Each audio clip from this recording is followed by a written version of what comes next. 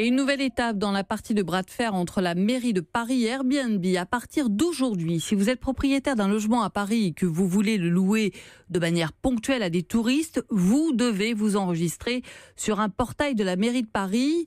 Le but, contrôler que vous ne dépassez pas les 120 nuits de location par an. En ligne de mire, Airbnb accusé par la ville de vider certains quartiers du centre de ses habitants. Et ce sera la même chose à Bordeaux à partir du 1er mars. Bonjour Pierre Otus. Bonjour. Vous êtes directeur de l'UNPI, l'Union nationale des propriétaires immobiliers. Alors il y avait déjà des amendes, 1 million collectées je crois l'année dernière. Maintenant cette immatriculation obligatoire.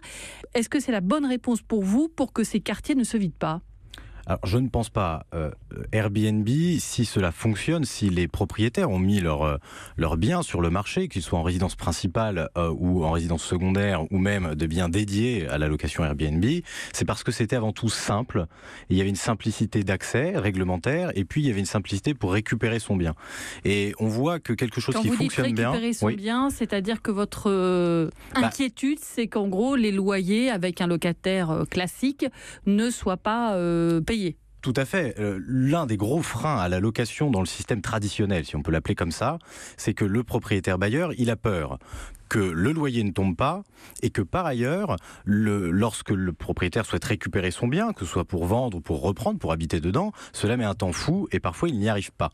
Donc récupérer son bien quand on le souhaite, au moment qu'on le souhaite, avoir un système où on est payé d'avance, où on met la caution que l'on veut, ça peut paraître ultra-libéral, mais en réalité, c'est devenu l'antidote au marché classique pour le propriétaire, bailleur ou occupant ou en résidence secondaire, parce que c'est relativement simple. Vous avez un système très simple, donc le propriétaire s'y est tourné. Ce qui veut dire aussi pour vous que pour rentabiliser en gros l'investissement que fait un propriétaire dans l'achat d'un appartement, il vaut mieux passer par Airbnb que par la location classique. Alors oui. Mais j'ajouterais quand même que sur Airbnb, la plupart des locations à Paris, sur les 80 000 ou 90 000 locations qui sont recensées Airbnb intramuros, il y en a seulement 20 000 qui auraient, selon la mairie de Paris, détruit de l'offre locative sur le marché classique. Donc c'est déjà une petite partie. Mais il y a aussi des propriétaires qui louent une partie de leur résidence principale ou leur résidence principale lorsqu'ils ne sont pas là.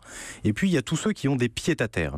Ce sont des résidences secondaires. Vous venez à Paris pour un week-end, vous allez à l'opéra ou visiter des musées parisiens. Mais dans tous les cas, qu'ils soient sur Airbnb ou pas, ils ne seraient pas dans la location classique. Donc ça ne détruit pas d'offres locatives, ça ne résout pas le problème des problématiques de l'offre locative à Paris. Pour vous, ça veut dire que ça ne ferait pas un parc locatif plus important si les gens ne le mettaient pas sur Airbnb. On le voit, il y a une vraie demande. Il y a cet article qu'on voit en une du Monde hier, dans l'édition d'aujourd'hui, qui dit qu'il y a une flambée du prix de l'immobilier, plus 7,8% le prix de l'immobilier avec la moyenne du mètre carré qui est presque à 9 000 €. 9 000 € le mètre carré.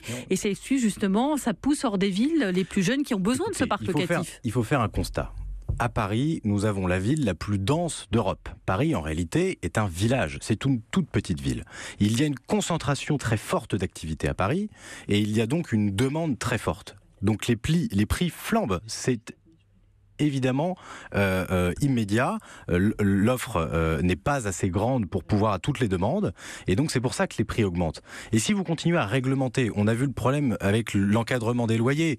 On a encadré les loyers pendant 3 ans, ça n'a pas empêché le prix du foncier d'augmenter et ça n'a absolument pas résolu la problématique du logement à Paris pour léger les classes moyennes, attirer les familles. Je ne crois pas qu'il y ait plus de familles aujourd'hui à Paris qu'il y a 3 ans. C'est vous qui aviez engagé cette action contre l'encadrement du prix des loyers à Paris. Le gouvernement a décidé de faire appel de l'annulation. En l'état, nous on pense que même en appel, il risque de perdre. Il a une très forte chance de perdre.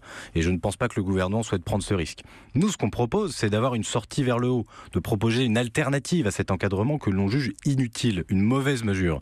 En revanche, le constat d'une problématique d'offre et de demande à Paris, et notamment du montant des loyers, on le fait tout autant. Les propriétaires bailleurs ne sont pas idiots. Et je le rappelle, l'objectif des propriétaires bailleurs n'est pas de mettre des loyers très élevés, mais d'avoir un retour sur investissement suffisant pour entretenir le bâti, faire des travaux de rénovation énergétique et s'en tirer parfois un petit revenu. C'est normal, lorsqu'on investit dans la pierre, comme on peut investir dans les actions ou l'assurance vie, on place son argent pour avoir un petit revenu grâce à cela. C'est normal. Merci beaucoup Pierre Otus. Je rappelle que vous êtes le directeur de l'UNPI, l'Union nationale des propriétaires immobiliers.